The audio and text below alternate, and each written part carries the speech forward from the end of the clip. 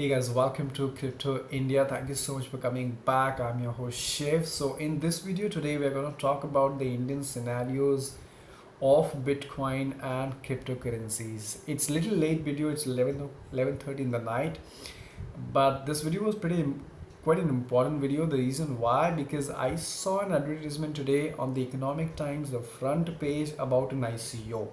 Now, what is an ICO? For those of you who have just got started, ICO is nothing but it's called initial coin offering, which is basically a blockchain based startup wherein they raise funds in the form of Bitcoin and Ethereum to develop the project further. So we'll not talk about much about ICOs. I have some other videos which you can go ahead and watch about what is an ICO and how to participate. But let's talk about the Indian scenarios of cryptocurrencies and Bitcoin as of today. Okay, so this brings me to the Indian scenario. Now, why? Because see, there is no regulations right now from India. There have been no clear instruction as to what needs to be done. Of course, there was an instruction from RBI in 2014 warning people. It was kind of a caution to the public that the investments in cryptocurrencies and Bitcoin are subject to risk, and the public should be cautious. That was back in 2014 or 15, I guess. And after that, the price has really gone up by at least 1000%.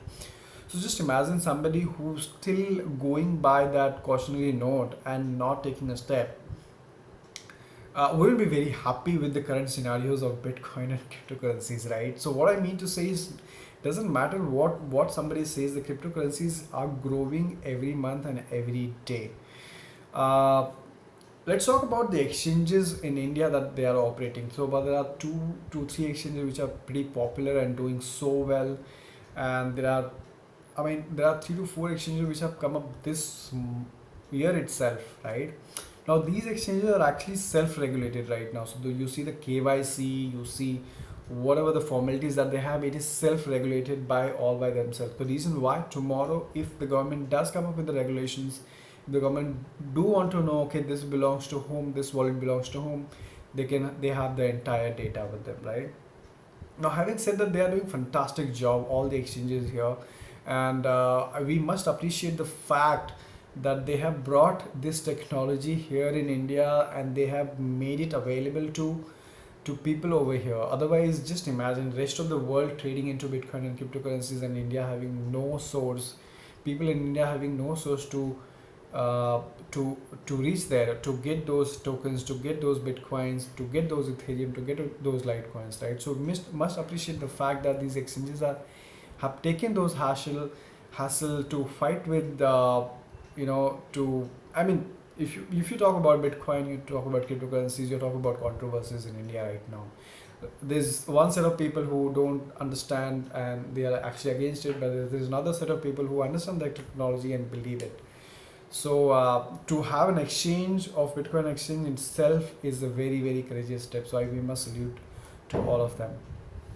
So let's talk about what happened in the recent past. So back in the month of March or April. So after this came after 2014 or 15, when RBI had circulated the cautionary note about cryptocurrency. This was after that they actually formed a committee to understand Bitcoin and cryptocurrencies, and the objective of this committee was that they can come out with some kind of output on based on which they can make some regulations. But it's been about 4 to 5 months, we haven't heard from them anything.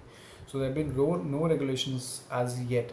And the reason I'm talking about so many regulations right now, that what happened in China. Okay, China went ahead and banned all the cryptocurrency exchanges. They banned the ICOs first, and they banned the cryptocurrency exchanges. So just in case if something like this tomorrow happens, there are so many the number of investors in India are pretty huge. If you talk about ZPay has about 1 million downloads, have Unicoin have 1 million downloads.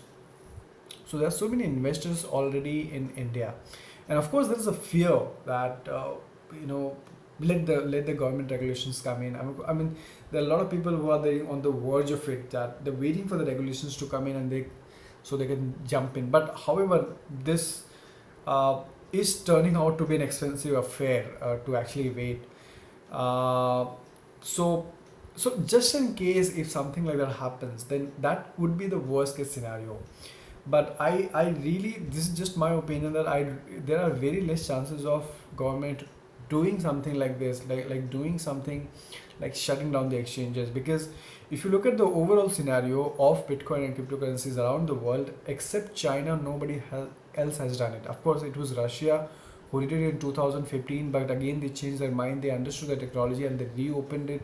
In fact, they have gone ahead and put up mining farms now, and they are mining bitcoins and other cryptocurrencies right now. As per, they are trading cryptocurrencies on Moscow exchange. So the possibility of India coming with a decision of banning those Bitcoin exchanges or banning those as are very less, as very less, and that is why we do see these kind of advertisement on in the, what do you call, on the front page of these newspapers, which is kind of interesting. So I thought I'll keep you guys updated on that. Of course, we spoke about RBI forming its own cryptocurrency called Lakshmi in the last week, and we also analyze and discuss as to how it may not be a great idea. So overall, it looks, the cryptocurrency, the Bitcoin looks pretty gray right now. It's not legal, it's not illegal, it's somewhere in the middle. Of course, there is enough number of people waiting for some kind of regulations so that they can jump into it. And for the startups, there is a little bit of fear as to how would the regulations look like, and I think that's going to be till the time we don't see some clear cut instruction from the government of India. But of course, in the meantime, we can definitely follow up with what is happening around the globe.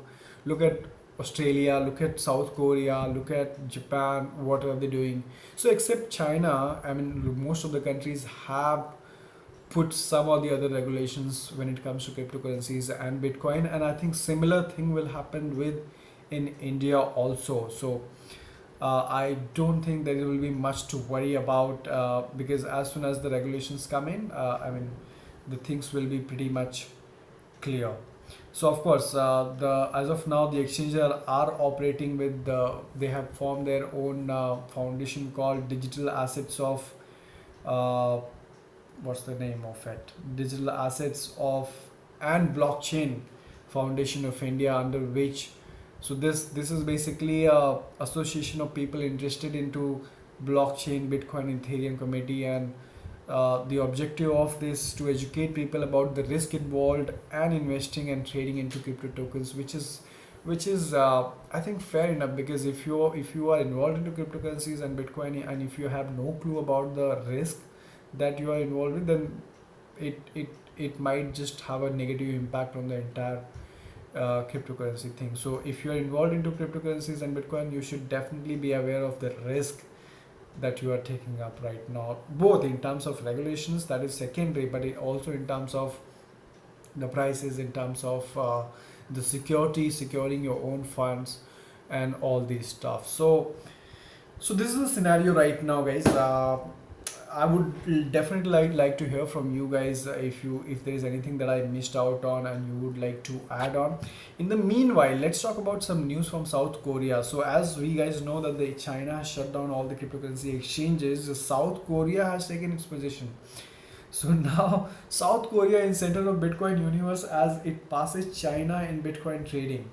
So of course the investors there had to trade it somewhere or the other. So from the China, it has moved on to Korea now, and it's a similar thing that happens. So like you said, it doesn't even really matter as to what one country decides to do with the cryptocurrencies and Bitcoin, because these are the global phenomena. They are going to stay, they are going to live forever. It will simply move from one country to another country. That's the maximum it will happen. So the best part for many government I see is to come out with some regulations, so that they can also benefit, the government can also benefit with those regulations. At the same time, it opens up a way for other people also to get into the space and let it grow together. So of course, we are talking about at least 2 years from before the the cryptocurrencies and Bitcoin can go mainstream. Of course, the adoption is quite faster than what expected. I mean, we do see a lot of merchants, a lot of companies today accepting payments in Bitcoin. So I think we are not very far away. Uh, Maybe in couple of years from now, we should be able to see cryptocurrencies as going mainstream. Of course, having resolved the scaling issues that we talk about on a daily basis. So honestly, the cryptocurrencies right now are not in a position to handle the number of transactions that Visa and Master can. So we definitely need to scale up there before we can talk about cryptocurrencies being mainstream. So, but the interesting fact is this, that despite being all the gray area and all those fear and doubt, the cryptocurrencies investment and the projects are building up pretty rapidly. So that's it for now. Let me know, guys, if you have anything that you would like to add that I missed out on. Uh, and what do you think about the regulations in India? What do you think? How does it look like? A very interesting topic for sure. So thank you so much for watching, guys, and if you have not hit the subscribe button, go ahead and hit the subscribe button right now. Share with your friends and your people who are involved in the cryptocurrencies, so that we can be together and grow together. Let's spread this knowledge and wealth. Thank you so much for watching, guys. I will see you in my morning videos. Thank you.